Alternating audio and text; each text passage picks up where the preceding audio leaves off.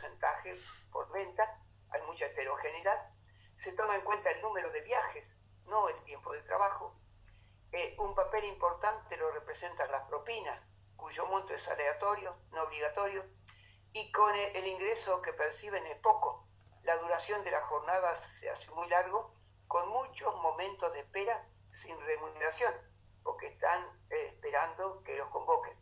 Y los weekends son 2 días de más trabajo, y en los horarios en que los demás comen y cuando los repartos se hacen a mucha velocidad. Entonces, el problema es que esto tiene un impacto sobre la salud. Bueno, hay evidencias. Están sometidos a los riesgos del medio ambiente de trabajo: temperatura, ruido, inclemencias del tiempo, contaminación por monóxido de carbono. Hacen un esfuerzo para transportar los productos, adoptan gestos y posturas que generan fatiga, dolores físicos y musculares, largas jornadas de trabajo, y ellos trabajan a contraturno, cuando los demás están descansando o comiendo. Y obviamente pueden contraer enfermedades profesionales. Y dada la variedad de personas con las cuales se relacionan, pueden contraer actualmente el coronavirus. Y son víctimas de accidentes de trabajo. En el día de ayer, una estadística, en la cuarentena ya hay casi 10 de estos repartidores que perdieron la vida. Pero también hay riesgos invisibilizados. Es decir, que el ser humano no se reduce al cuerpo. Entonces, hay que hacer atención a los riesgos psíquicos y mentales, de alguna manera, que son engendrados por los determinantes socioeconómicos, esta crisis de alguna manera asertiva, la condición de empleo, la organización y el contenido del trabajo, y todos los factores que interactúan sobre las dimensiones psíquicas y mentales de los trabajadores. Eso se puede estudiar, y lo hemos estudiado con las investigaciones que le mencioné, recurriendo a la ergonomía, la psicología del trabajo, la medicina del trabajo, y sobre todo con entrevistas y con encuestas. Bueno, ¿cuáles son estos riesgos psicosociales en el trabajo? Bueno, primero, la intensidad, las exigencias psicológicas, los riesgos del medio ambiente, el tiempo de trabajo y la percepción de su estado de salud. Y básicamente es un trabajo intenso y exigente. Bueno, entonces, primero, estos trabajadores se mueven en la intemperie, deben soportar inclemencia del tiempo. Bueno, pero también, esos trabajadores tienen que controlar sus emociones y reprimirlas cuando de alguna manera trabajan. Porque con sus compañeros de trabajo, con los clientes, que pueden ser amigables o conflictivas, y a veces tienen tensiones, temores, que los pueden inducir a mentir, a ocultar información, tienen miedo para expresar sus opiniones o desacuerdos, y también tienen miedo a los accidentes de tránsito, a ser víctimas de asaltos con mucha frecuencia, recibir la violencia física o mental. Otro riesgo es el si pueden trabajar con autonomía y tener el control sobre el proceso de trabajo. Bueno, es un caso en el que la división social y técnica de trabajo es muy fuerte, y a veces no tienen un margen de libertad para hacer su trabajo, porque están muchas veces hasta por el WhatsApp le están indicando cuál es el trayecto que tienen que hacer. Es un trabajo prescripto, pero que no puede ser ejecutado de alguna manera según su propio estilo. Bueno, tienen que imaginarse qué hacer cuando hay calles bloqueadas, ¿no? Que hay una carga mental importante, hay conflictos éticos y de valores. Bueno, todos los seres humanos tenemos una ética y adherimos a un sistema de valores, pero muchas veces los trabajadores tienen que hacer cosas con las cuales no están de acuerdo o con las cuales están en desacuerdo. Tienen que esconder información, tienen que ser ambiguos con respecto a los clientes, pueden ser víctimas o testigos de actos de violencia en el trayecto y no pueden hacer nada, reciben insultos y amenazas de los conductores de vehículos, y se pueden encontrar en la situación de tener que entregar bebidas alcohólicas a clientes que están drogados o en estado de ebriedad, fuera de los horarios permitidos o a menores de edad, y todo eso les genera una conciencia de culpa. En cuanto a las relaciones sociales y de trabajo, finalmente todos esos trabajadores necesitan siempre una recompensa monetaria, pero también un reconocimiento social por parte de los clientes y de la empresa, pero no siempre lo reciben. y son víctimas de violencia verbal por parte de los conductores de vehículos y también de los clientes cuando llegan un poco tarde o hay un error en el producto que están. Entonces, básicamente también está el tema de la propina. Eso condiciona su comportamiento.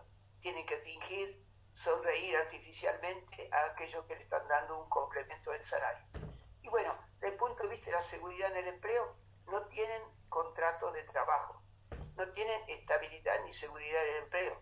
En cualquier momento pueden ser desvinculados por una simple decisión de la empresa que se los transmite por WhatsApp. Es un trabajo precario, de carácter interminente, con una duración incerta, y básicamente el ser convocado queda en manos de la empresa y de la evaluación con estrellitas que le hicieron los clientes. Y las posibilidades de promoción o de ascenso para esos trabajadores son nulas. Es un colectivo de trabajo de tipo horizontal. Entonces, los riesgos del trabajo que soportan son importantes, no solamente físicos, sino también psíquicos y mentales, pero estos últimos están invisibilizados. Entonces, el problema es que es un trabajo que tiene grandes exigencias, es un trabajo intenso y peligroso, y el trayecto, digamos, es un peligro de alguna manera, pero entonces es necesario que el Estado regule ese trabajo con las plataformas digitales, porque son trabajos que se consideran jurídicamente independientes, pero son económicamente subordinados y dependientes. Y en esas condiciones la inspección del trabajo tiene muy poco para hacer. Y la paradoja es que con la pandemia ese servicio se considera esencial. Son ellos los que asumen los riesgos para que los patrones y los clientes no violen el confinamiento y corran el riesgo de contraer el virus. Y es tal vez uno de los sectores más expuestos a los riesgos de infección. Entonces, me parece muy importante ver que estos riesgos psicosociales a los cuales me referí, hemos investigado y hemos comprobado que no son solamente psíquicos y mentales, sino que se somatizan. Y esta es una investigación que están haciendo los epidemiólogos que es realmente impresionante. Los infartos, ACV, trastornos musculoesqueléticos, las perturbaciones del sistema digestivo, del sueño y del humor.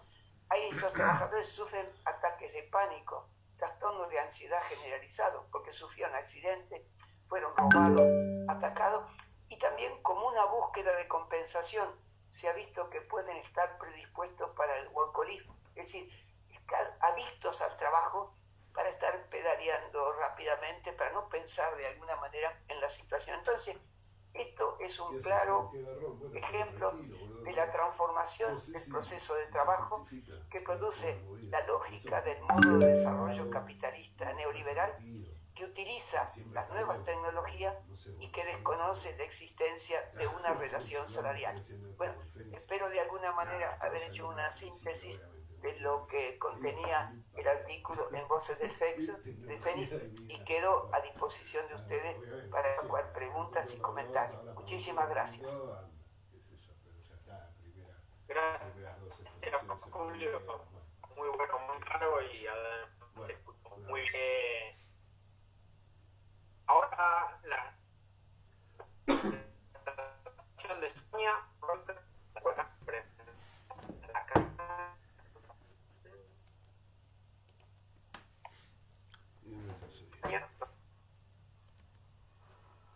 Ahí está.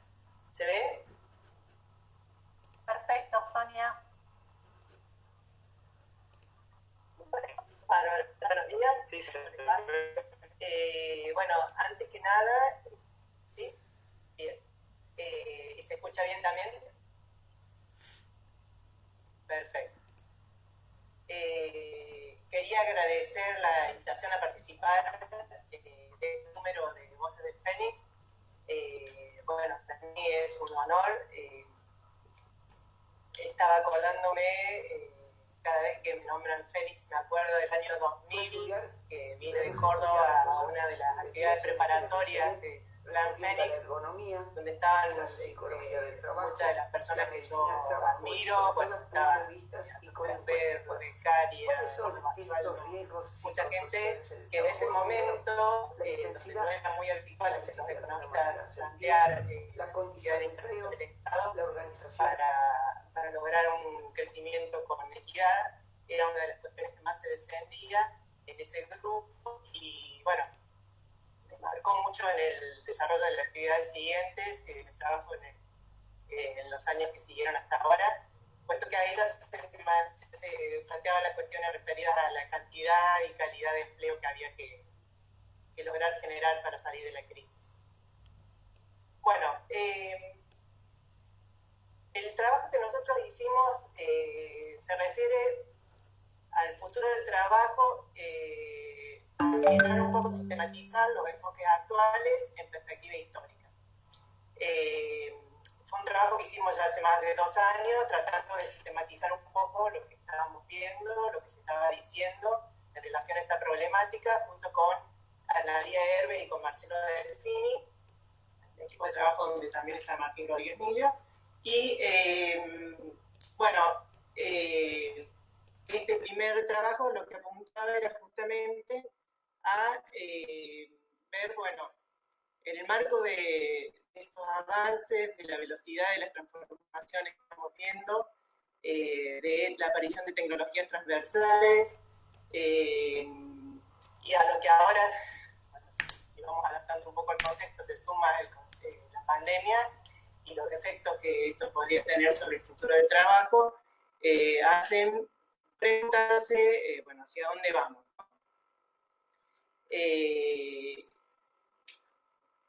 ¿Cuáles son los rasgos del momento actual de proceso tecnológico? Para nosotros, las cuestiones principales que sobresalen están el hecho de que el conocimiento sea el principal factor productivo, donde, bueno, los procesos de innovación pasan a ser centrales para definir la competitividad de las empresas, no tanto como en la antigüedad, digamos, la economía de escala, los precios, donde hay un nuevo mix de productos basado en nanobiotics, donde las estructuras de competencia entonces se basan en la innovación y las estructuras organizativas se basan en red, nos da un contexto especial para mirar la problemática que queremos analizar. Y bueno, como sabemos, y como ya dijo Victoria, bueno, comentó también Nefa, los debates sobre este tema, bueno, sabemos que son históricos, ya desde los primeros clásicos, se han planteado, bueno, qué sucede, qué sucedería a partir de la instalación de nuevas tecnologías, de nuevas máquinas, qué iba a pasar con el trabajo. Los primeros clásicos hablaban de un efecto compensación que se daría de manera parcial o total al pasar el tiempo, puesto que los trabajos que iban a ir desapareciendo con la incorporación de nuevas maquinarias, después iban a ser compensados gracias a los aumentos fuertísimos de productividad que se iban a dar. Este aumento de productividad también permitiría bajar los precios de los productos, según el enfoque de los clásicos, por la baja en costos, y también permitiría de alguna manera, con la teoría del fondo de salario de subsistencia, bajar también los salarios que se pagaban, porque la gente necesitaría menos para sobrevivir, para existir, para alimentarse, para trabajar, y también en el fondo con la ley de SAIC por detrás pensarían que estas mayores ganancias que se iban a dar para los empresarios también se iban a volcar en mayores inversiones, la producción de nuevas maquinarias, todo lo cual generaría, en definitiva, en el mediano y largo plazo, nuevos empleos en cantidad y calidad suficiente como para ir cubriendo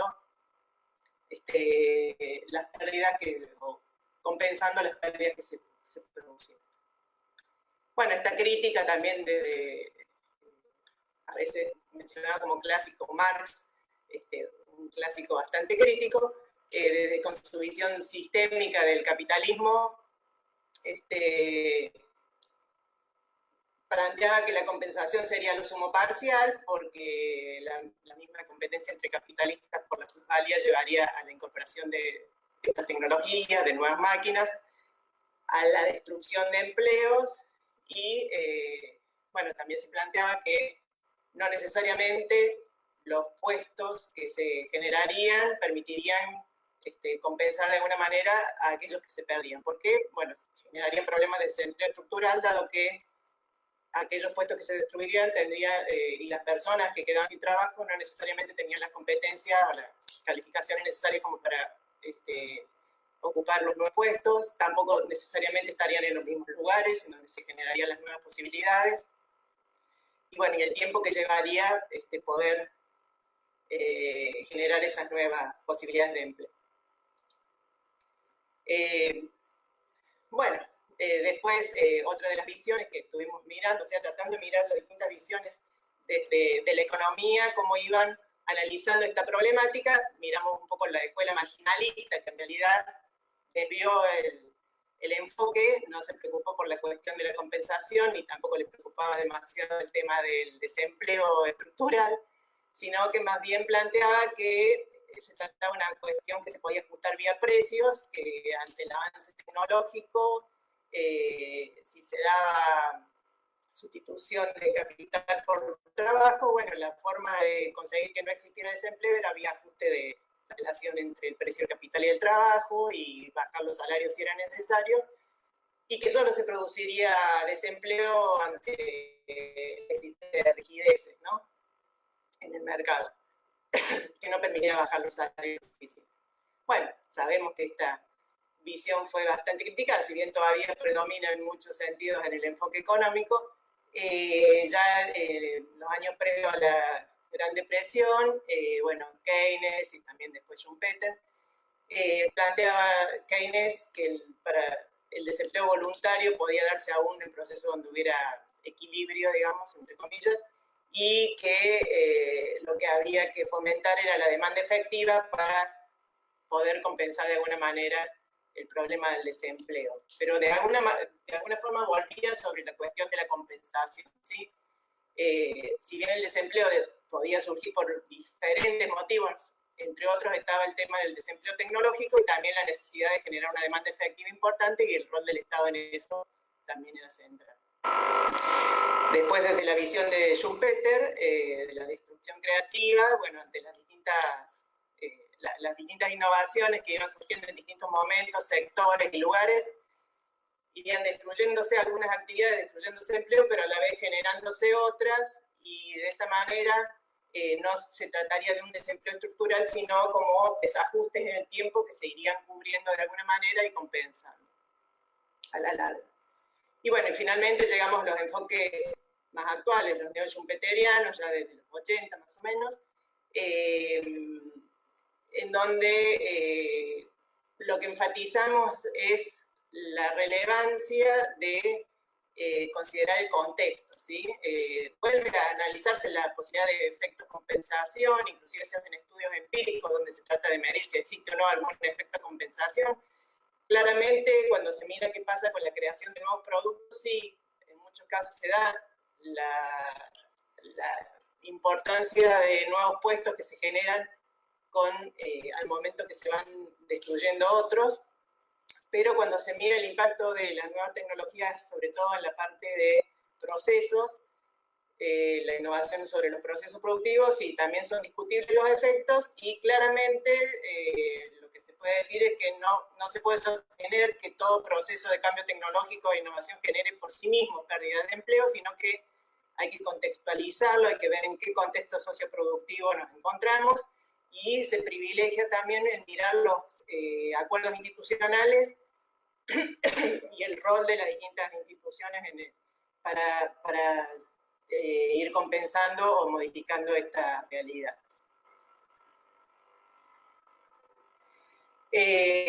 Bueno, llegando ahora a más allá de los enfoques históricos en donde nos situamos, miramos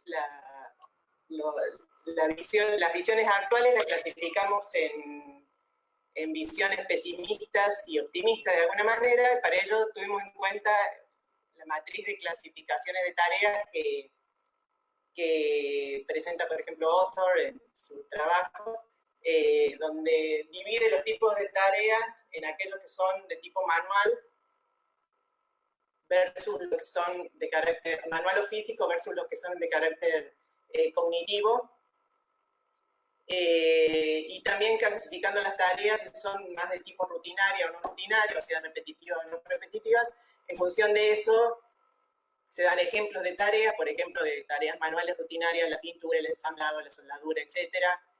Manuales no rutinarias pueden ser otras que en general vamos a ver son un poco más difíciles de sustituir, como son las de plomería, cocina, conducción de vehículos, que se consideraba que era muy difícil de sustituir y con el tiempo vamos viendo que no es tanto. Porque requieren tareas de manipulación, de percepción, que hacían pensar que eran más difíciles de sustituir a las personas por las tecnologías. Después, aquellas tareas de carácter cognitivo rutinarias podríamos clasificar a otras que sabemos que también tienden a desaparecer, como puede ser el trabajo en el peaje, el cálculo, el trabajo de los cajeros en supermercados, las cajeras, tareas de medición, y después están las tareas cognitivas y no rutinarias, que son las que en general se planteaban como más difíciles de sustituir, que son las que refieren a el contraste de hipótesis, como el trabajo de los científicos, el diagnóstico médico, la escritura legal, etc. Bueno, cuando vamos escuchando estos ejemplos, no sé si, bueno, a medida que vamos avanzando, vamos viendo que cada vez es más lo que se avanza, incluso sobre este último tipo de tareas que mencioné. Entonces, bueno, como para redondear, las perspectivas pesimistas en general, ¿qué dicen? Bueno, que hay una tendencia a la sustitución. Estas perspectivas son las que sostienen autores como Brigonsol y McAfee, Frey Osborne, Ford, que plantean que hay una tendencia a la sustitución de trabajo por las tecnologías y que esta sustitución no solo se da en las actividades de carácter más rutinario, manuales, sino que va avanzando hacia las actividades de mayor complejidad e incluso tiende a avanzar hacia las actividades más complejas, que son las no rutinarias y cognitivas, como estas últimas que nombré recién, a través de procesos de codificación y de sistematización. Entonces, bueno, plantean que hay un problema con las titulaciones que se están dando actualmente, que inclusive serán requeridas en el futuro, abogados, contadores, bueno, y otras tantas.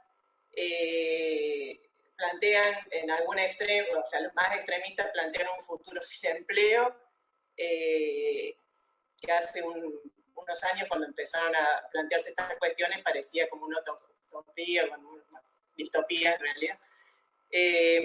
Pero bueno, que empieza a preocupar cada vez más y más ahora que estamos en este contexto de la pandemia. Tendencia a una polarización entre aquellos que podrían insertarse en estos nuevos procesos con competencias muy elevadas, con calificaciones que les permitirían de alguna manera tener trabajos que puedan seguirse desarrollando, aquellos que requieren mucha creatividad, trabajos de programación, etcétera, que podrían tener ingresos muy altos frente a otras personas que o podrían perder sus ingresos o tener ingresos muy bajos, insertándose en actividades de muy baja calificación, con muy bajas calificaciones requeridas para trabajar. Bueno, una cuestión que se ve en este enfoque es que en general se trabaja más mirando qué va a pasar, cuál es la tendencia con las distintas ocupaciones, ¿no?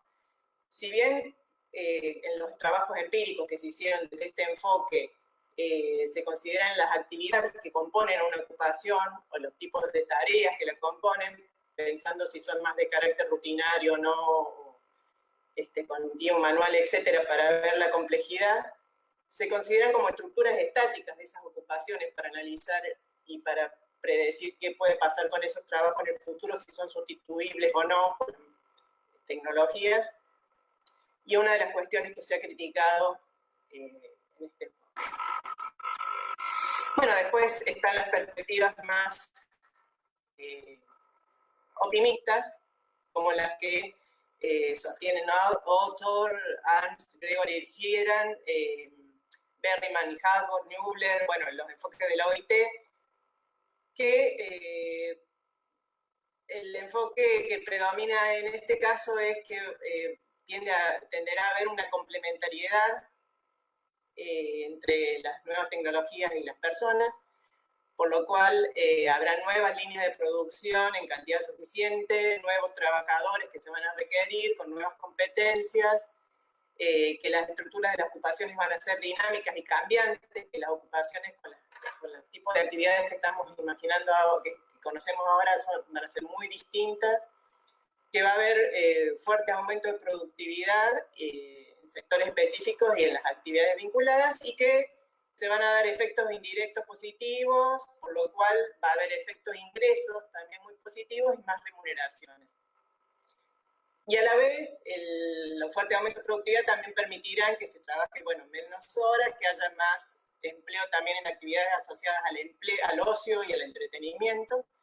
Y entonces, la perspectiva no es tan pesimista como las otras, sino más bien optimista, y tiende a decir, bueno, así como a lo largo de la historia esto se ha ido subsanando, esta es otra nueva etapa, y por más que la velocidad de los cambios sea tal, no es tan preocupante, sino que, bueno, es relevante también hacer algo en el medio, ¿no? Porque claramente se van a requerir otras competencias, otro tipo de trabajadores, bueno, y como vamos a ver, también se va a requerir la intervención del Estado y de distintos agentes. Entonces, como para ir cerrando, bueno, existen algunos consensos entre los enfoques pesimistas y optimistas, tanto el trabajo más rutinario como el cognitivo rutinario, tipo el que se realiza en los peajes o en las cajas. Está claro que van a tender a sustituirse, que pueden subsistir algunos trabajos de baja calificación por costos o por relevancia de la experiencia de las personas que la realizan o por las habilidades que se requieren, y entonces pueden sustituir ese tipo de trabajo, que los nuevos trabajos van a requerir creatividad, habilidad para resolver problemas, para interactuar socialmente, de inteligencia emocional. Son todas esas cuestiones que en general, bueno, la mayoría de los que miran esta cuestión acuerdan, y que va a ser necesarias políticas de formación y de apoyo para la transición. Entonces, bueno, a nosotros nos parece importante recalcar acá que ni la destrucción y la creación se van a dar de manera generalizada, que es muy importante considerar cuál es la estructura productiva en la que estamos hablando. Es distinto el caso de Argentina o un país latinoamericano que el caso de Europa. Hay que considerar el carácter rutinario, ¿no?, de las actividades, los rasgos manuales o cognitivos de los trabajos desarrollados, y que, bueno, tenemos como 3 ejes distintos de análisis para las acciones que debería tener el Estado en este marco.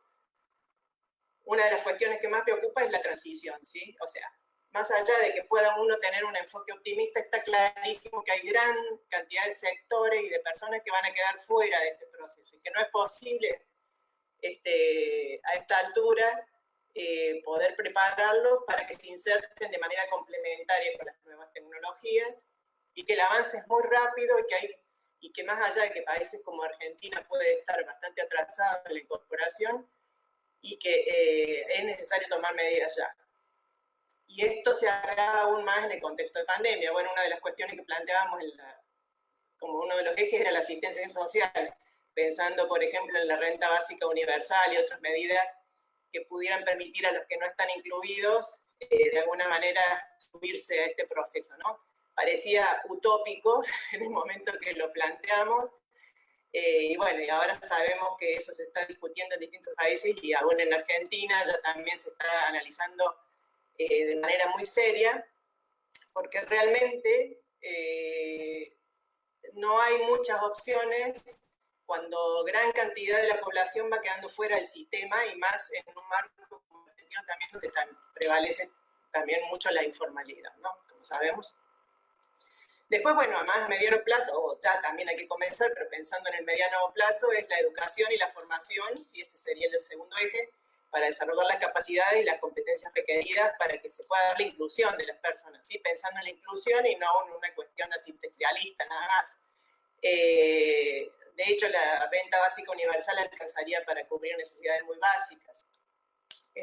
La gente necesita trabajar, hay que educarla para que se inserte de una manera que sea complementaria con las tecnologías y que pueda realmente ser inclusiva. Y por último, y no menos importante, en economías como la Argentina, con una fuerte heterogeneidad estructural, pensar en que no todos los sectores necesitan el mismo tipo de apoyo. Acá aparecía el tema de la ley de la economía del conocimiento y todas estas cuestiones. Nos parece importante los sectores de más alta tecnología, que a veces se asocian a lo que es la economía del conocimiento, apoyarlo, tratar de que no solo sean usuarios, sino también que sean productores de nuevas tecnologías. Eso nos parece muy importante, pero también pensamos que es necesario impulsar a los sectores más rezagados, ¿sí? Impulsar la formalidad de esos sectores, impulsar la incorporación de tecnología y los procesos de aprendizaje y desarrollo de las formas de organización del trabajo y de desarrollo del proceso de aprendizaje en los mismos para que puedan insertarse de alguna manera que les permita sobrevivir y crecer en el tiempo y, bueno, ayudar también a compensar estos problemas que se dan con la falta de creación de empleo. Bueno, por ahora nada más.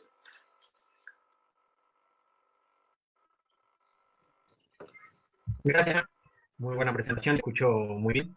Así que sin problemas, ahora le damos el micrófono y ya está con la cámara.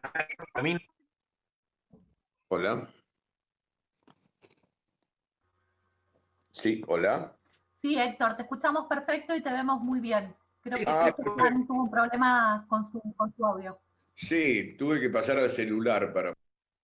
Bueno, ¿qué tal? Buen día a todos. Gracias por la invitación. Gracias, Abraham. Gracias, Juan. Fue muy buena tu apertura. Y gracias a los colegas, a Victoria, a Julio, a Sonia, porque realmente siento que estamos todos enfocados sobre un tema que es bastante común. Cada uno de nosotros creo que siente que en realidad, más que discutir el futuro, el futuro está en el presente. Y efectivamente, la pandemia, esta situación, esta súbita situación, digamos, que no esperábamos, es como si hubiera acelerado tendencias que estaban más o menos previstas en los trabajos que presentamos ya hacia el mes de octubre, noviembre del año pasado. Releyendo el trabajo para esta presentación, reforcé esta idea de un futuro anticipado por la pandemia. Futuro anticipado, en el fondo, en los mismos lineamientos que señalaban Victoria, Julio y Sonia, digamos. Efectivamente, una parte importante de las discusiones actuales sobre el trabajo se vinculan con su inserción institucional. Y efectivamente lo que nosotros estamos presenciando hoy es una cuestión muy, muy notable, que es la discusión sobre el cambio de lugar de trabajo a través del teletrabajo. Y ahí hay una discusión importantísima que se ventila esa discusión a través de fuerzas sociales organizadas dentro del sistema de relaciones laborales y dentro del sistema político. Efectivamente, hay en este momento una discusión legislativa para la regulación del teletrabajo. Y en esa discusión se han escuchado voces, tanto de sindicatos como empresarios, opinando sobre esta cuestión. Esta discusión sobre el teletrabajo, obviamente no es nueva. Lo que es nuevo es la tendencia impresionante, digamos, de traslado del lugar de trabajo desde un ámbito externo al hogar al seno del hogar, digamos, ¿no? Esto es un cambio, yo diría, casi civilizatorio en relación con la trayectoria histórica del capitalismo. Pero por otra parte, todo esto implica un cambio en la valoración social de los trabajos. Efectivamente, como señalaba Julio, en relación con el trabajo de estas plataformas, Rappi, Globo y demás, o Uber, efectivamente hay un cambio en la valoración social. Él decía, estos trabajos se han convertido ahora en trabajos esenciales. Entonces, esto nos lleva a la pregunta sobre en qué medida no deberíamos revisar todas estas categorías que tan generosamente nos presentaba Sonia sobre calificación laboral, y quisiera puntualizar que las calificaciones están muy sujetas a la valoración social de los trabajos. Y en este sentido encontramos un cambio muy grande en relación con esto. No sé si me están escuchando, me están viendo. Todo perfecto, Héctor. Te escuchamos y vemos muy bien. Dale para adelante. No, hacía cosas raras el celular y entonces va. Y hay una cuestión que yo diría que es central también con esto último que señalaba Sonia, sobre la renta básica o un ingreso básico. Efectivamente, esta es una prueba evidente de cómo la pandemia aceleró una discusión que estaba presente. Ahora, ¿cuál es este tipo de discusión? Yo creo que es una discusión que nos lleva a reflexionar en cuál es el marco social y político de funcionamiento de los mercados de trabajo. Y hasta qué punto muchas veces el tipo de análisis que emprendemos toma el mercado de trabajo como una fuerza dinámica, impulsora de cambios, y le damos tal vez menos importancia a la capacidad que tiene el Estado y las instituciones laborales para moldear ese mercado de trabajo. Y creo que estamos ahora en presencia de una situación en la cual estamos presenciando, digamos, una revalorización notable del rol del Estado y de su capacidad para moldear el mercado de trabajo.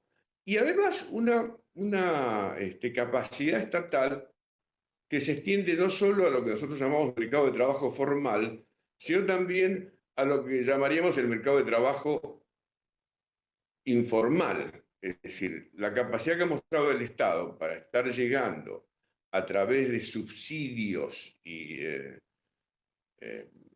impuesto familiar de emergencia y otro tipo de mecanismos para asegurar el ingreso o para por lo menos compensar la caída de ingresos de vastos sectores de la población, nos lleva a reflexionar sobre la capacidad que tiene el Estado también para ir modelando ese sector que comúnmente denominamos informalidad, y esta capacidad de iniciativa estatal se articula fuertemente con fuerzas sociales. O sea, también ahí, en ese mundo de la informalidad, encontramos un mundo bastante organizado. Hay en este momento varios movimientos sociales que están operando, movimientos sociales que han mostrado una capacidad enorme incluso para poder facilitar las medidas de control de difusión del virus en esta pandemia, contra lo que pensaban ciertos sectores de derecha y sobre todo esa vanguardia mediática que discute las políticas estatales. Con lo que nos encontramos es que los movimientos sociales han posibilitado un acceso y una capacidad, digamos, de orientar la aplicación de la política de salud, sobre todo el plan de detectar, para poder controlar los efectos sociales de la pandemia. Entonces, yo diría que trabajo vinculado con movimientos sociales, una mayor presencia estatal para poder generar ingresos para sectores informales. La búsqueda de medidas como renta básica garantizada o ingreso básico garantizado, que es lo que está hoy en discusión. Se discute cuán condicionado puede estar este ingreso, en qué medida este ingreso tiene que estar articulado con actividades laborales. De hecho, en todas las discusiones actuales hay una fuerte presencia de esa articulación entre ingreso garantizado y trabajo. Entonces, debemos atender a esto para pensar qué enorme capacidad institucional puede promover el Estado para moldear y articular el sistema de trabajo. Y en relación a la preocupación que nosotros tenemos, o tuvimos cuando realicemos ese trabajo, en este sentido es impresionante la comunidad de enfoques, todos pusimos el acento sobre el cambio tecnológico y un futuro de la tecnología. Hasta ahora, las visiones predominantes sobre tecnología, en realidad aparecía como una fuerza impulsora del desarrollo económico, se imponía incluso a las instituciones. En realidad, me parece que es importante observar cómo las instituciones pueden modelar y moldear el cambio tecnológico e incluso invertir el sentido con el cual lo estamos mirando, digamos. En este despliegue de enfoques que mencionaba Sonia, había un predominio de muchas visiones en las cuales se percibía la tecnología como supresora de empleo.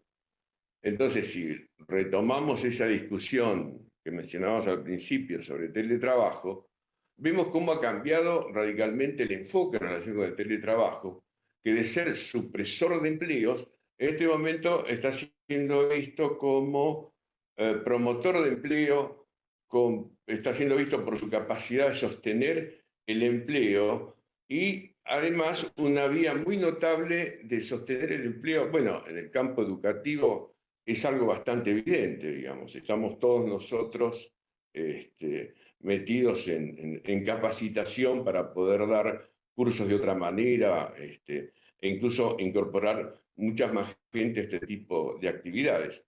Entonces, digamos, lo que comenzamos a poder ver ahora es la tecnología siendo modelada por las instituciones y por el Estado, instituciones impulsadas por una enorme fuerza social, porque, digamos, el movimiento hacia el teletrabajo se ha impuesto incluso hacia aquellos sindicatos que eran renuentes a aceptarlo, por distintas razones.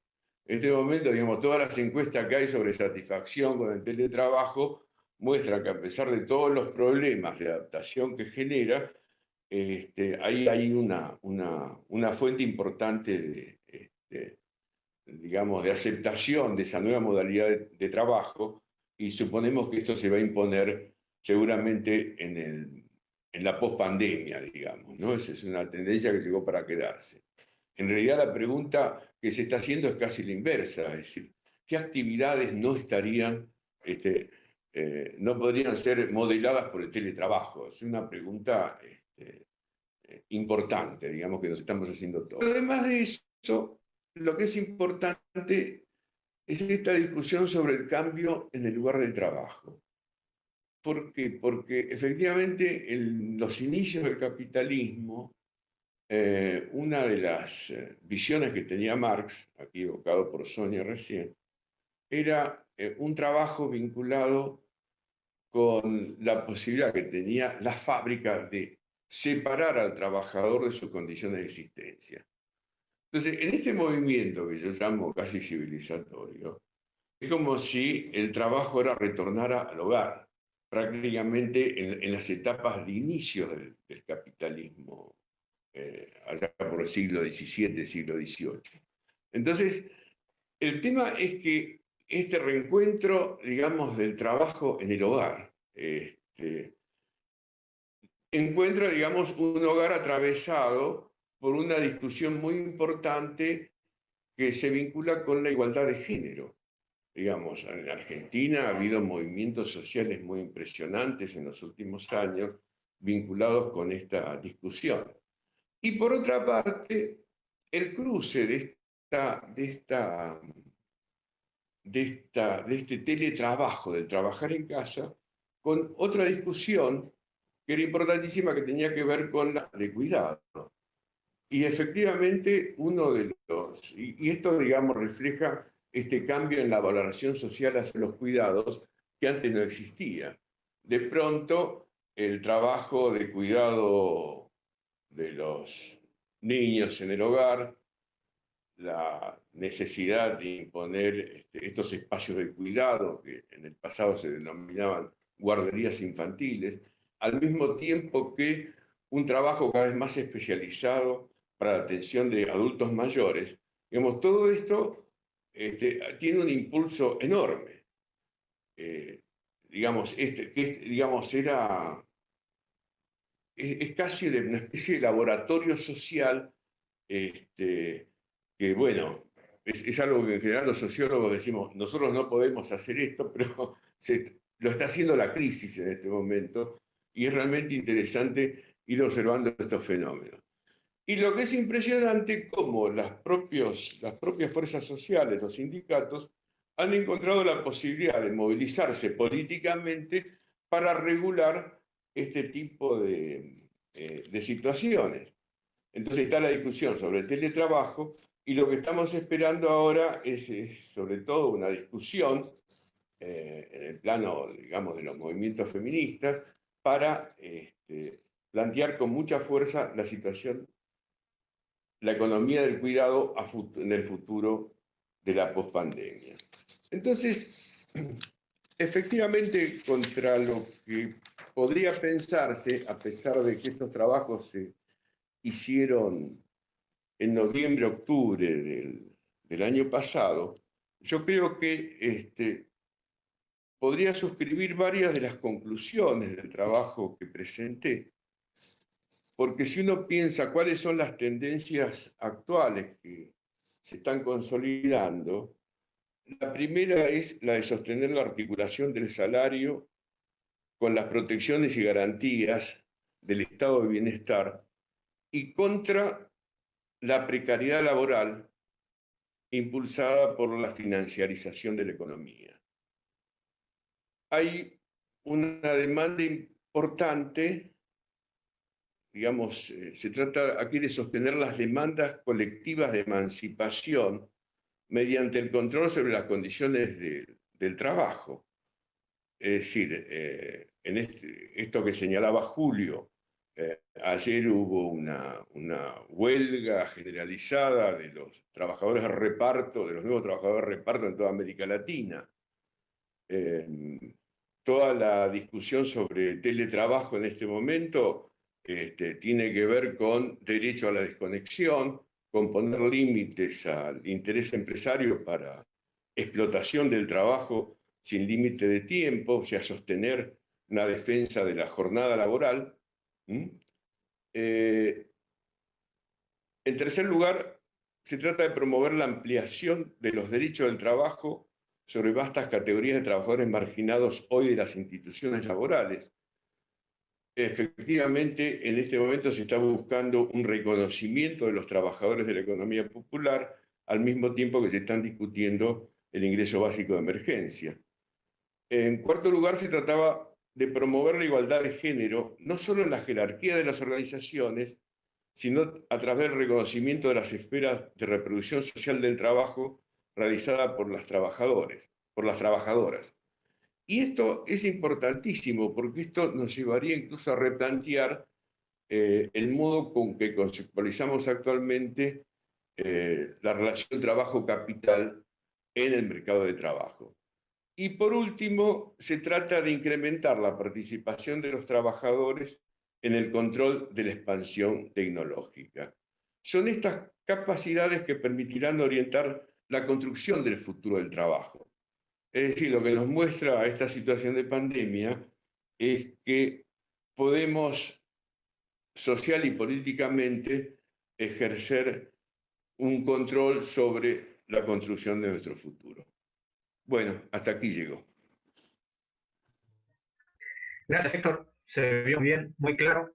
Tenemos un poco de tiempo para algunas preguntas. 3 o 4, diría, dado que somos un montón, volcarlas al chat, así todos las podemos ver, y las primeras 3 o 4 las tomamos, y si quieren, si los expositores no tienen acceso a verlas, yo las leo, pero damos unos minutos para que escriban ahí, tipen rápidamente, y los expositores las retoman. Lamentablemente me dicen que a veces en la parte de la ciudad, entonces no está en este cierre, así que me toca gestionar esta parte a mí. No sé si hay preguntas, alguna.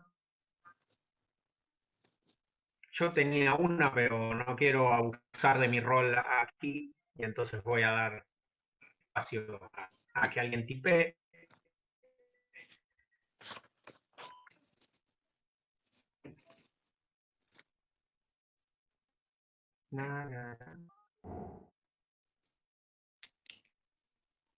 Nadie tipea. No se indica si alguien está escribiendo o no. Bueno, ahí Victoria me empuja que pregunte yo.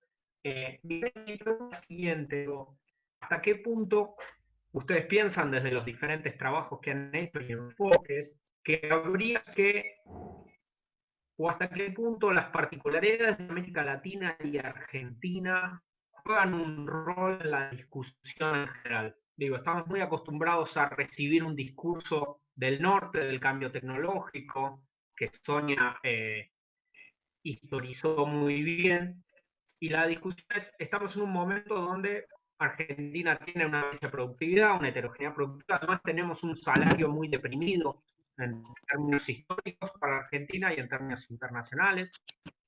¿Cómo ven desempeñándose esta discusión? Digo, en el debate de la ley de teletrabajo que traía a discusión Héctor, se vio que inclusive los empresarios igual se quejan de, bueno, los costos, la imposibilidad de las pymes de sostener esto. Digo, ¿cómo ven la posibilidad de que surjan discusiones específicas de América Latina que encarnen este debate hacia adelante? ¿Tenemos algo, tenemos un eje central desde América Latina que plantear en este debate, algo que esté ausente? Y yo no hablo más porque ahí aparecieron varias preguntas. Leo, así todos anotan y después vuelven a exponer los escritores. Verónica Robert pregunta: me gustaría que comentaran los expositores cómo detrás del discurso del futuro del trabajo se esconden discursos de liberalización. Es decir, así como en los 90 el discurso de flexibilización laboral se justificaba por la globalización, hoy parecen justificarse por el futuro del trabajo. Y Daniel Sur pregunta: ¿cómo se podrá articular a futuro una mayor injerencia de los planes educativos hacia la formación laboral?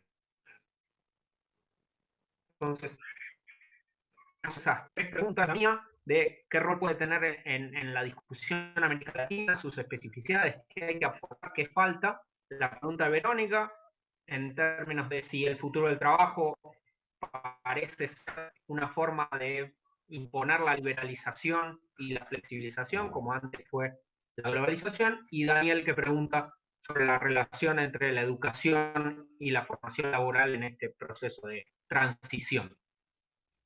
No sé si quieren volver a exponer el mismo orden, Victoria, que estás con la cámara prendida, tomar estas preguntas, una reflexión no muy extensa del horario, y después Julio, y cerramos. Bien, una más de Regina y con esto cerramos.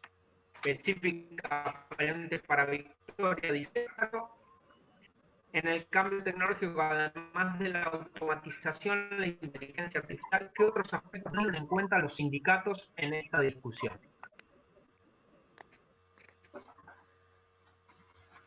Perfecto. Bueno, muchas gracias, Juan. Realmente son varias preguntas. Si puede ser. Sí, perfecto. Gracias, Juan. Muchas gracias a todos y a todas por las preguntas y muchas gracias también por las presentaciones. Realmente interesantísimos, Julio, Sonia y Héctor. Creo que sí, que hay cuestiones muy en línea. Muy brevemente, algunas cuestiones, ¿no? Yo estoy de acuerdo con esto que planteaba Héctor sobre la importancia del papel del Estado. Es algo que se reiteró en varias de las exposiciones, pero también creo que el ámbito de disputa y que efectivamente la movilización sindical, la organización de trabajadores y trabajadoras es un eje que tenemos que retomar en la actualidad. Es muy difícil en el contexto de la pandemia encontrar nuevos modos y muchas veces los procesos de conflictividad laboral implican además complicar otras dinámicas estatales de protección en la pandemia. Pero creo que efectivamente retomar esta línea, no lo digo solamente individualmente, mi marco de trabajo es el área de Economía y Tecnología de Flaxo, que tiene una larga relación con el movimiento sindical, compañeros del área son miembros de CIFRA, CTA, y hay una relación muy fuerte con diversos movimientos sindicales, y estas problemáticas de tercerización, cambio tecnológico, las pensamos desde los sindicatos, porque creemos que con la enorme complejidad que tienen estas estructuras, hay allí una clave muy importante en la acción sindical y en las formas de organización. Hay una clave muy importante incluso para interpelar al Estado, ¿no? Y incluso en esta interpelación, el Estado está recibiendo interpelaciones muy fuertes del poder económico, de sectores del poder económico. Lo vemos no solo en los diarios, sino en intervenciones y medidas concretas, en despidos, en presiones muy fuertes. Es muy importante en este contexto ver cómo esto se plantea, cómo desde los sindicatos se plantea una respuesta y una salida de esta crisis que no implique una pérdida significativa de derechos laborales, que lo que vemos es que es muy difícil que eso suceda, porque a nivel mundial el diagnóstico de pérdida de puestos de trabajo, el diagnóstico de, bueno, los 40 millones que presentaron pedido de seguro de desempleo en Estados Unidos y la situación, lo que implicó acá, la lucha en torno al decreto de prohibición de despidos y suspensiones, es una situación muy alarmante en la actualidad. Entonces, muy brevemente diría, me parece que en la Argentina en particular, no diría que en toda América Latina, pero la Argentina tiene una tradición sindical muy fuerte, tiene un modelo sindical muy cuestionable en algunos sentidos, pero muy fuerte y relevante en otros, tanto en términos de su centralización, del poder de articulación, que justamente llevó a unas movilizaciones impresionantes, las vimos durante todo el macrismo, y además a la articulación con otros procesos como los que planteaba Héctor, de la movilización feminista. Dentro de los sindicatos, el papel de las mujeres es cada vez más fuerte, hay un proceso de renovación que empieza a discutir dinámicas establecidas y empieza a juntar los ejes de género y trabajo.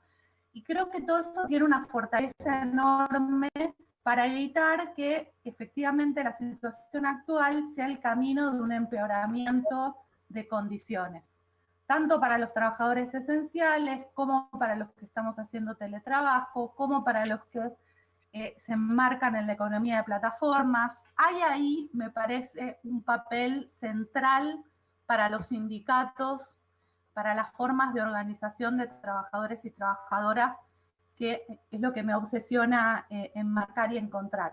Y yo creo que esto sería muy importante. ¿Cuál sería la contribución en el marco de América Latina? Bueno, esa. Yo creo que Argentina tiene una tradición de organización para poner en juego formas de lidiar con estos retrocesos en términos laborales, muy a pesar de los intentos del Estado de compensar, pero realmente en términos de retrocesos laborales el panorama que se ve hacia adelante es muy complicado.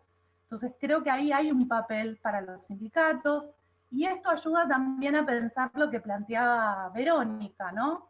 Efectivamente, cuando se habla de cambio tecnológico hay una sensación de inevitabilidad y hay una cuestión de futuro del trabajo, como nos tenemos que ayornar a lo que son las nuevas condiciones.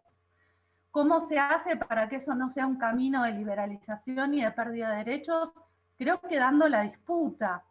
pensando que la tecnología puede también evitar accidentes de trabajo, puede abrir nuevas formas, nuevas dinámicas laborales, siempre y cuando vaya acompañada de una reflexión no solo sobre sus impactos en la productividad, en la organización del trabajo y en la liberalización de condiciones, que es lo que le preocupa a todo un sector empresarial respecto a la tecnología, sino que pongamos en el centro la discusión de los derechos, ¿no? Había varias preguntas allí referidas a cuáles eran los cambios tecnológicos a los cuales nos referimos en las actividades. Refiero al trabajo. Nosotros en realidad en este grupo de 7 personas, en esta breve síntesis publicada en el Fénix, que estaba basada en una ponencia que hice yo el año pasado para las jornadas de Olivera, es una síntesis muy mínima. El trabajo más extenso está colgado en el sitio de la EBERT, y van a ver que los cambios tecnológicos son diversos, desde la introducción de mecanización en la agroindustria azucarera hasta los cambios de organización de la producción en la industria automotriz. Por supuesto, la automatización está presente, diversas formas de digitalización en el sector bancario. Nada, registramos una gran cantidad de procesos productivos que están productivos, servicios de organización del trabajo que están cambiando en este marco, y el eje allí es ver qué se hace desde el sujeto de la clase trabajadora, que yo creo que esto que dice Héctor, la complejización de la mirada, ver al trabajo no solo como el trabajo productivo, sino también con el reproductivo, cómo se articula con otros movimientos sociales, no solo acá, sino a nivel mundial, el feminismo, pero también la cuestión contra la discriminación racial, contra esta desventaja, esta desigualdad fenomenal que existe no solo en función de género, sino también de pertenencia, que en Estados Unidos llaman racial. Nosotros rechazaríamos esa categorización, ¿no?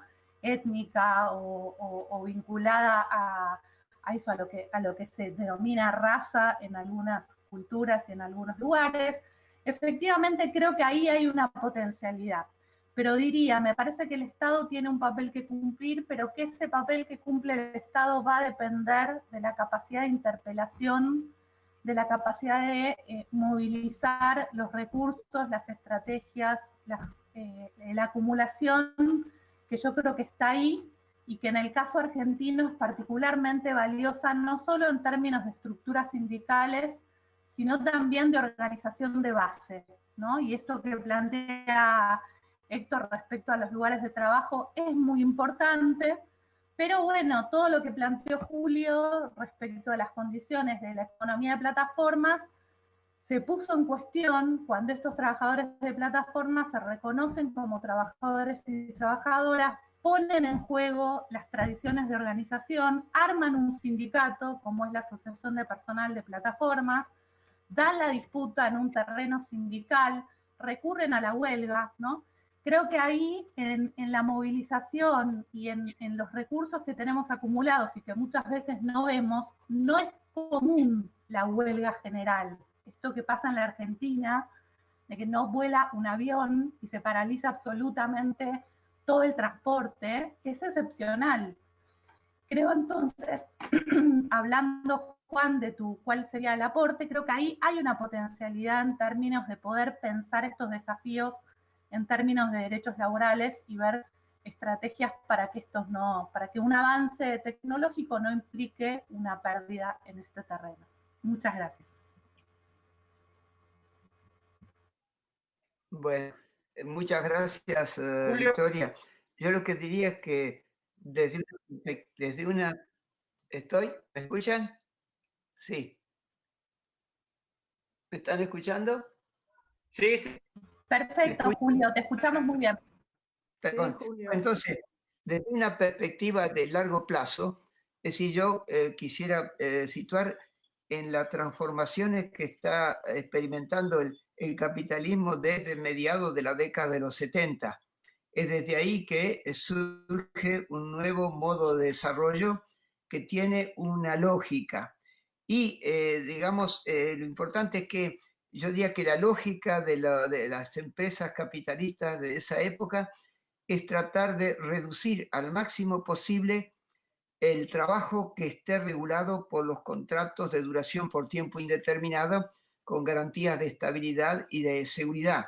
Entonces, a partir de ese momento, en el mundo entero, por los estudios que yo tengo de alguna manera, lo que aparece claro es que los contratos por tiempo indeterminado, contratos que serían los verdaderos empleos, como le llamamos nosotros, básicamente eso se estancó y está bajando y crecen sistemáticamente, además del trabajo no registrado, bueno, que en Argentina ya desde hace más de una década está arriba del 30%, aparte del desempleo y el subempleo, aparecen los contratos por tiempo determinado, digamos, las empresas de servicios eventuales y lo que habló recién Victoria sobre la subcontratación y la tercerización de alguna manera.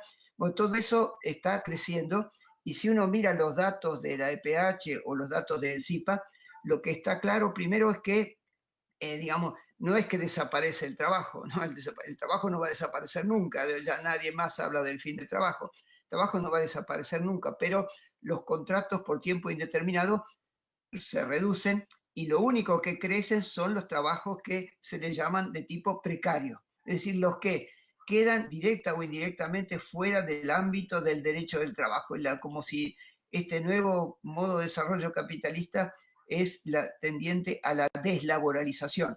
De modo que me parece que una de las, digamos, objetivos que uno quisiera que el movimiento sindical tomara en cuenta es esa lucha contra la precariedad, es decir, que no basta con que se pida un ingreso mínimo de emergencia o cosas por el estilo, no, lo que hay que buscar es que los trabajadores no peleen solamente por un ingreso de subsistencia, sino por tener un empleo, una relación salarial, para quedar dentro de la legislación del trabajo.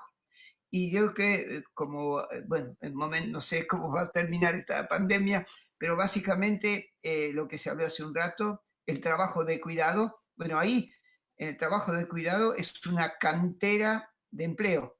El problema es que hasta ahora se hace de una manera gratuita, por amor, por obligación, pero ahí hay una capacidad de empleo, digamos, tal vez con salarios que no serían muy elevados, lo que se llaman también los empleos de proximidad, todos los trabajos que se hacen a nivel barrial o lo que fuera, que hasta ahora se hacen de una manera voluntaria, podían perfectamente tener una dimensión salarial a nivel de las municipalidades.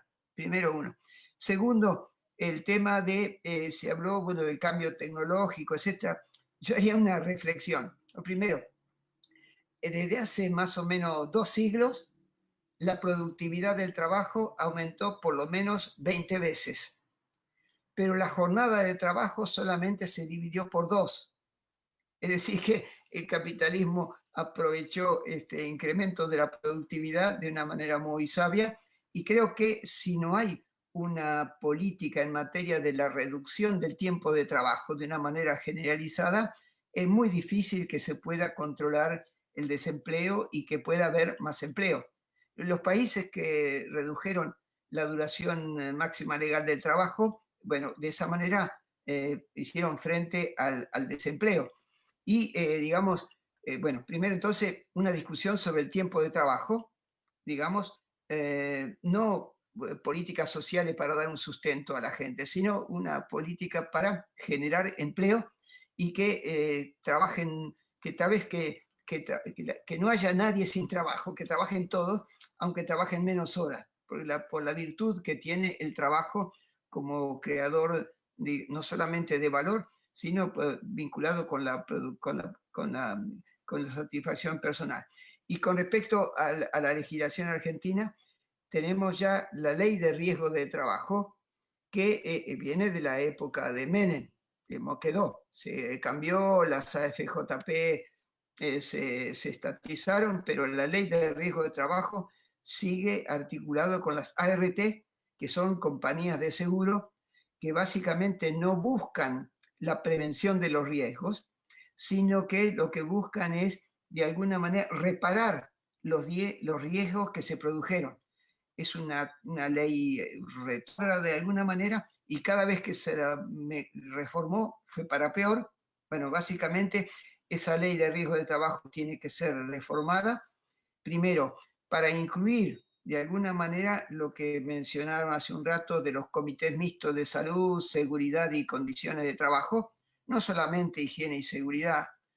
Pensemos en todo el ser humano, también el tema de las condiciones de trabajo.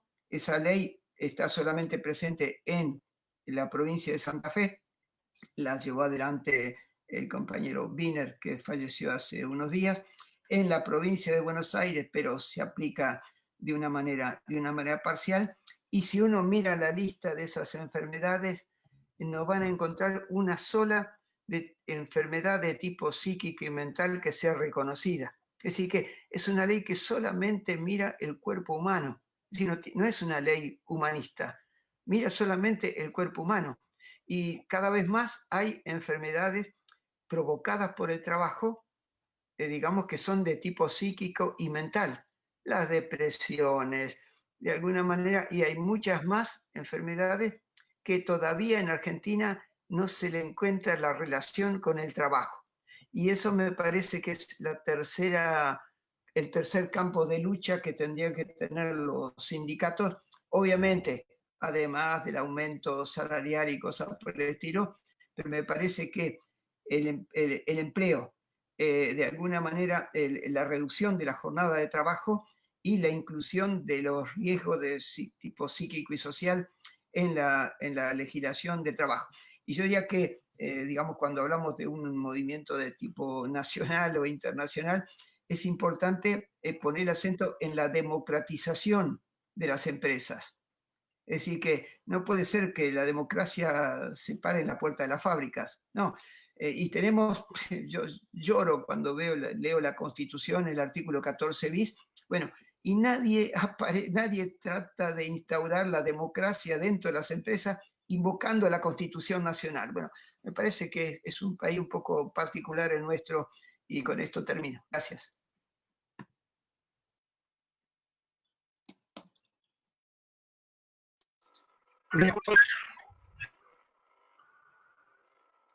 Sí.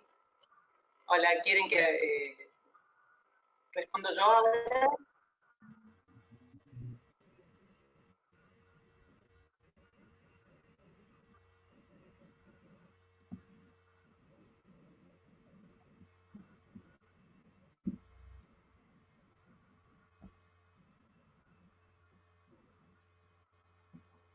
Gracias, muchas gracias. Gracias. Bueno, ¿paso a una pregunta?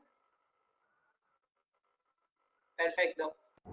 ¿Se escucha y se ve bien? Sí, dale. Sí. Bueno, bárbaro. En relación a la pregunta que planteaba Juan sobre hasta qué punto las particularidades de América Latina y Argentina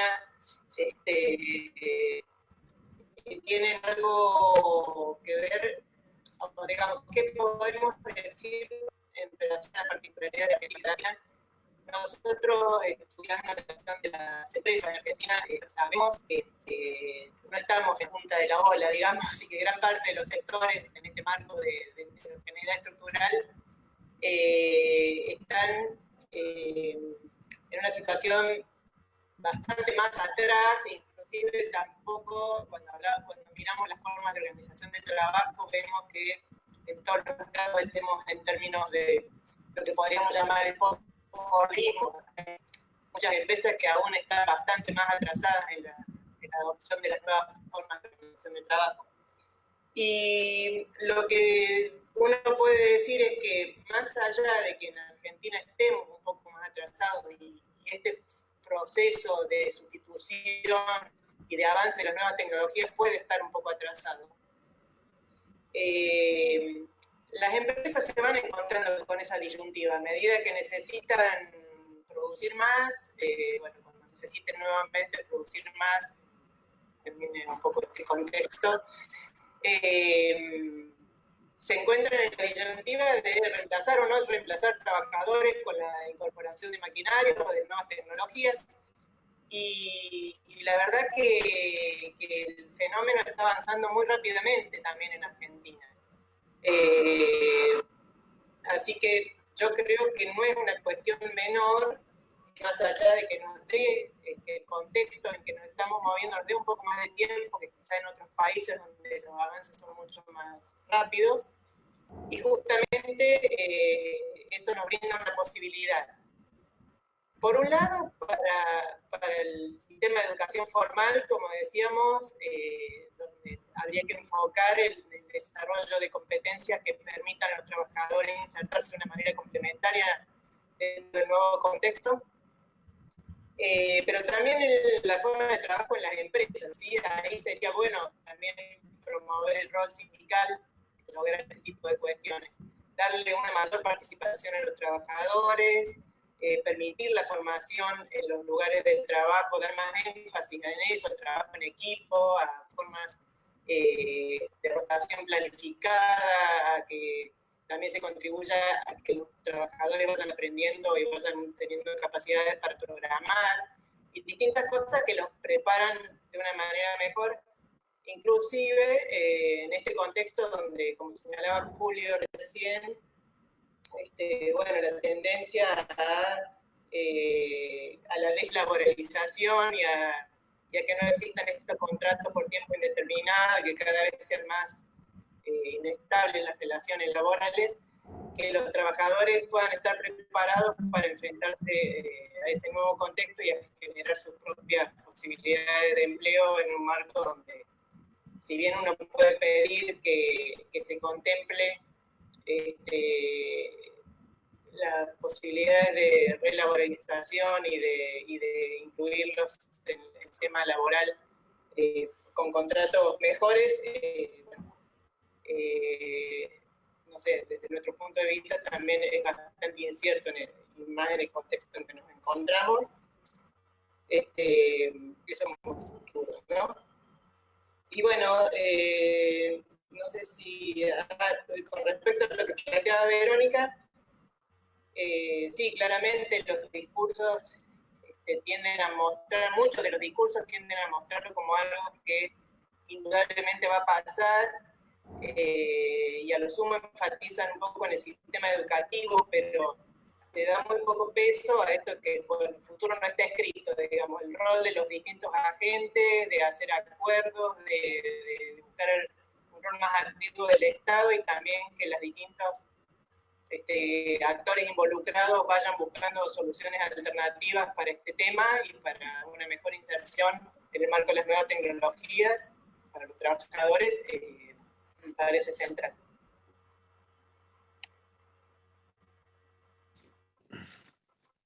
Bien.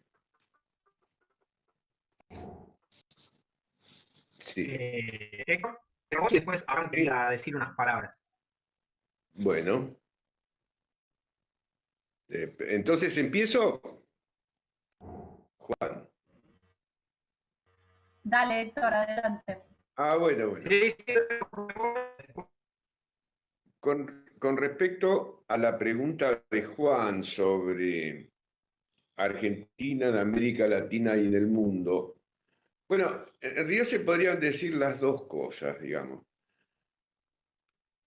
En primer lugar, dado que esta pandemia es universal, en este momento más que nunca uno puede decir, pinta tu aldea y pintarás el mundo, ¿no?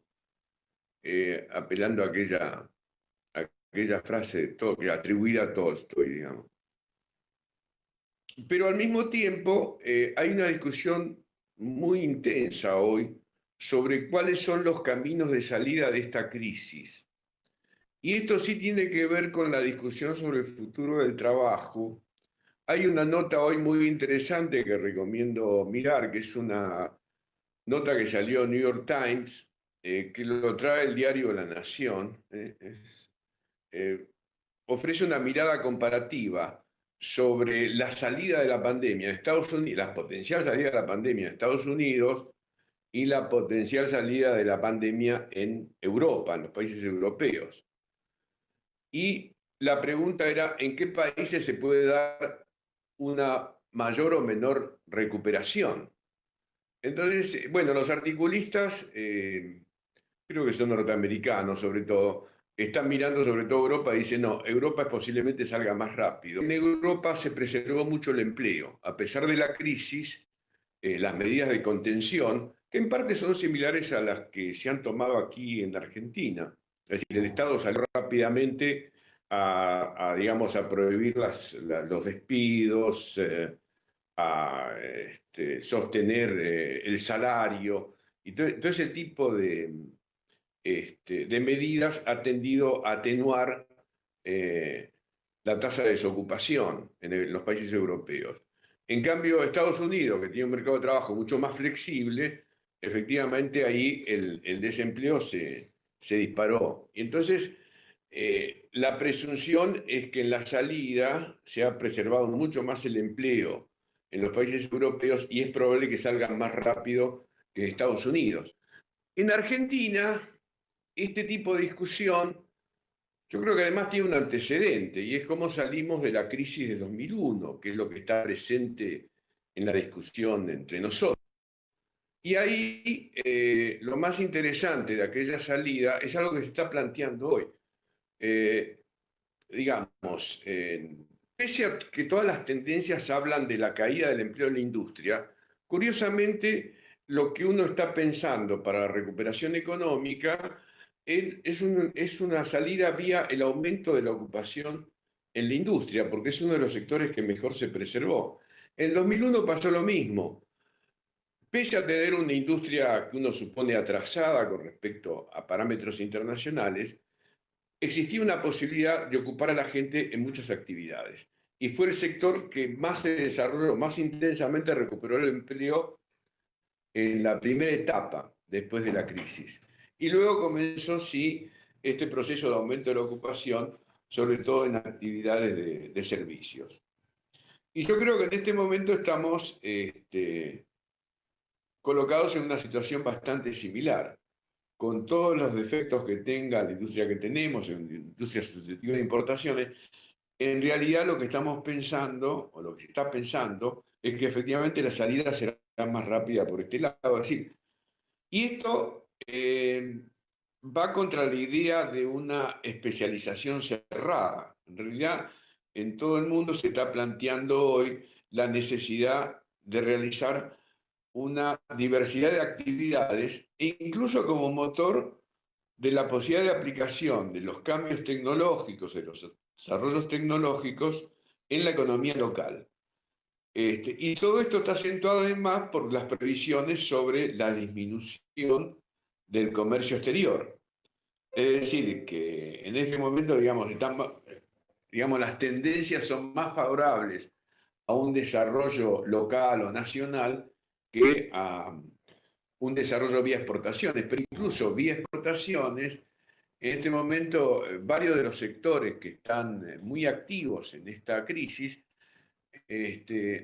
pueden tener un potencial muy importante de desarrollo. Me estoy refiriendo sobre todo al sector de salud, al cual evocó parcialmente Julio, sobre todo en laboratorio, digamos, con todas aquellas actividades que dependen de la actividad científica que el gobierno está apoyando fuertemente. O sea, me parece que en este sentido Argentina propone una salida más vinculada con aquellos países con estado de bienestar desarrollado, al estilo europeo, y entonces me parece que esto marca un cambio importante de expectativa. Y esto es importante para reflexionar sobre una de las preguntas que aparece por ahí, que tiene que ver con la cuestión de la liberalización. Efectivamente, en relación con el desarrollo tecnológico, está claro que la liberalización o el neoliberalismo podría conducir a un incremento brutal de desempleo, digamos. O a un tipo de problemas realmente difíciles de solucionar. Efectivamente, la tendencia inversa me parece que es la que prevalecerá. El interrogante hoy es hasta qué punto el neoliberalismo sigue vigente hoy. Y en realidad yo creo que hay una discusión, a ver, para decirlo concretamente, en este momento la pregunta es, ¿quién financia la crisis? ¿Quién paga la crisis? Y en este momento yo creo que la discusión es hasta qué punto esta crisis o uno de los actores claves para financiar los costos de esta crisis debe ser el sector financiero, porque efectivamente era uno de los responsables de haber conducido a un modelo de este tipo, que en relación con el mercado de trabajo se manifiesta claramente en la precarización laboral. Justamente yo creo que estas tendencias de revalorización del papel del Estado y de las instituciones laborales son armas no solo de defensa, yo diría en este momento de ofensiva en relación con las tendencias a la financiarización. Hasta aquí llegó. Gracias, Héctor. Vamos con Abraham, que va a hacer un comentario y el que me parece que fue muy interesante.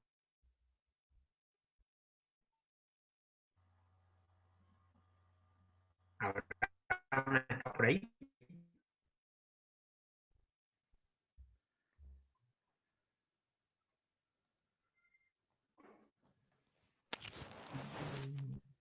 Está contado, pero no sé si me... Bueno, no sé si se pudo conectar al final. Bueno. Bueno, hola, yo soy Paola del Plan Fénix. No sé si Abraham se está pudiendo conectar, recién había pedido, pero bueno, tiene problemas porque se le cortó la luz y bueno, toda una serie de problemas tecnológicos. Así que bueno, yo quería, voy en nombre del Plan, a agradecerles a todos, no solo por la colaboración con el número de los artículos, que la verdad quedó un número muy bueno, sino también por haber estado hoy acá y con todas estas dificultades tecnológicas y lo que sea. La verdad que fue una mesa muy interesante y para mí muy productiva. Y avisarles también que hoy va a estar subida la revista ya al sitio web, que van a poder disponer de la revista y difundirla. A quienes quieran, igual les vamos a mandar un flyer para que puedan difundirlo, y que estamos intentando también, se intentó grabar, supongo que habrá salido bien, toda la charla que se va a subir al canal de YouTube de Voces en el Fénix, así que también va a estar la charla disponible, no ahora, pero bueno, en unos días. Bueno, eso, muchísimas gracias a todos por estar y por participar y colaborar con todo. Bueno, parece que no se pudo conectar finalmente Abraham. Y no sé, vos, Juan, si querés hacer algún cierre, decir algo, o alguien más quiere decir algo. Sí, saludar, felicitarlos a todos. Soy Graciela y comparto plenamente las expresiones de cada uno de los disertantes. Y queda también un desafío de pensar cómo todo esto que se redujo aquí entre cambio tecnológico, organización sindical y resistencias y nuevas capacidades impactan los territorios. Porque cada una de las 6 actividades que señaló Victoria están localizadas básicamente en diferentes territorios del espacio nacional, con sus tradiciones, sus formas organizativas,